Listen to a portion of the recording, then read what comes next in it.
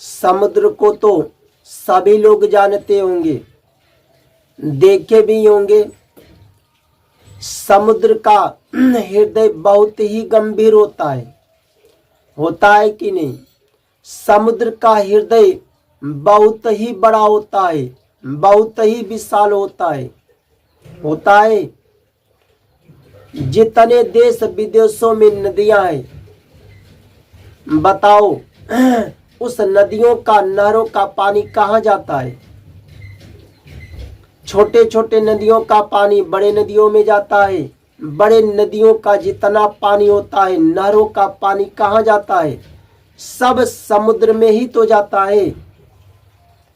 नदियों के पानी को, नहरों के पानी को, सबके पानी को समुद्र अपने अंदर स्थान देता है कि नहीं? सबका पानी जाता है समुद्र के अंदर। परंतु समुद्र का इतना बड़ा हृदय है, इतना विशाल हृदय है, उन समुद्र पर भी कभी विपत्ति पड़ता है कि नहीं? उस समुद्र पर भी आपत्ति आता है, भयंकर विपत्ति पड़ता है। तब समुद्र भी जब विपत्ति पड़ता है, आपत्ति आता है, तो अपनी मर्यादाएं छोड़ देता है।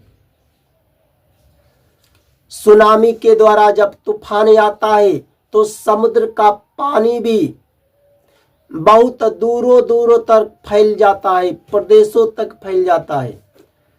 और वह पानी कितने लोगों का, उस पानी से घर बिल्डिंग टूटकर गिरता है ना।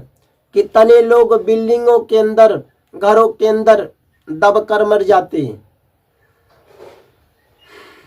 पेड़ पौधा गिर जाते हैं, पेड़ पौधाओं के नीचे जो रहते हैं कितने मर जाते हैं।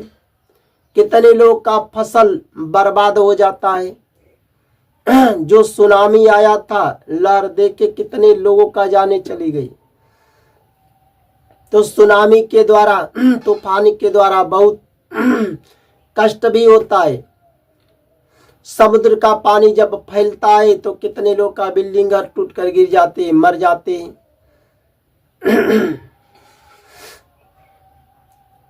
मरते हैं ना।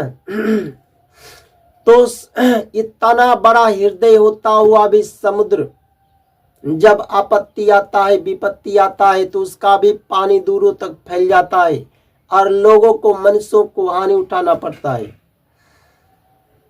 इन समुद्र के हृदय से भी ऊंचा होता है सज्जन का हृदय, संत महात्माओं का हृदय। और होना भी चाहिए। असली सज्जन वही है, चाहे कितना भी सज्जन पर, संत महात्माओं पर विपत्ति आने दो, कितना भी आपत्ति आने दो, कितना भी कष्ट आने दो, विपत्ति, आपत्ति, कष्ट आने पर भी अपने गंभीरता को जो नहीं छोड़ते हैं,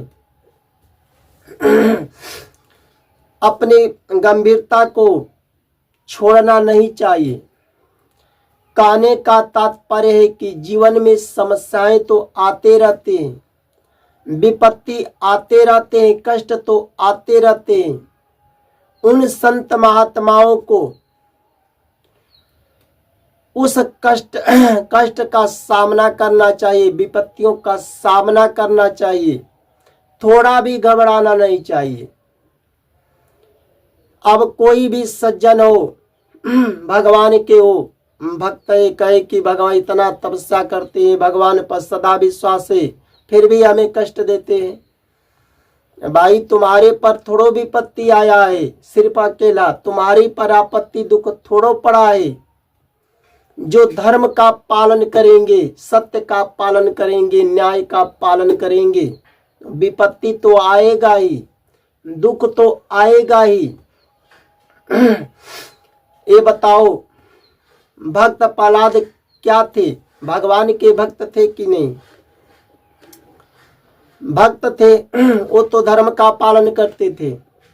उन पर विपत्ति आया कि नहीं? और विपत्ति आपत्ति आया तो क्या वो अपने धर्म को छोड़ दिए? हिरण्यकश्यप राजा भी थे, ब्रह्मा जी का जितना शक्ति लिए थे अपने ही पुत्र पर लगा दिया कि भगवान से प्रेम जो करते हो छोड़ दो। जितना शक्ति पाया था ब्रह्मा जी का, जितना हथियार शस्त्र था, सब लगा दिया छुड़वाने के लिए। तो क्या वो तो भगवान के भक्त थे? क्या वो भक्त प्रहलाद पर विपत्ति नहीं आया? क्या दुख नहीं पड़ा, आपत नहीं पड़ा? क्या वह डर करके कष्ट मिला तो क्या अपने धर्म को छोड़ दिए?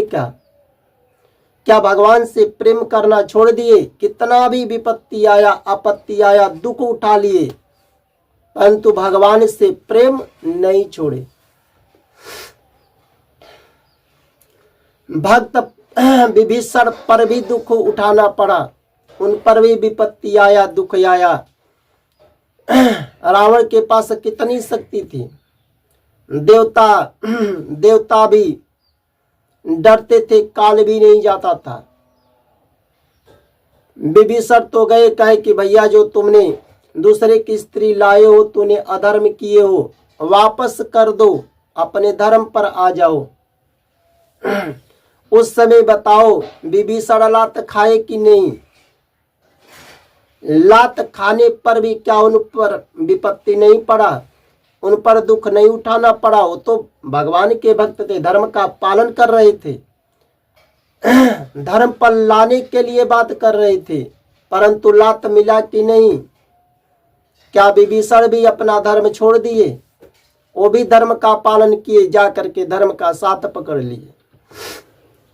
भगवान होते हुए भी 14 साल वनवास में दुख उठाना पड़ा।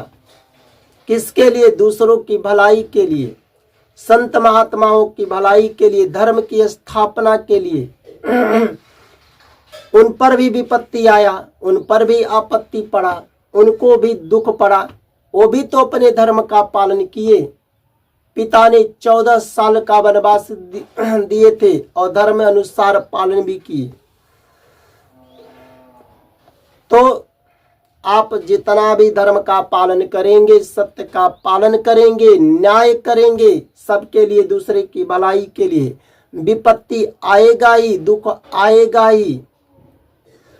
उस विपत्ति से घबराना नहीं चाहिए, उस आपत्ति से घबराना नहीं चाहिए, सामना करना चाहिए।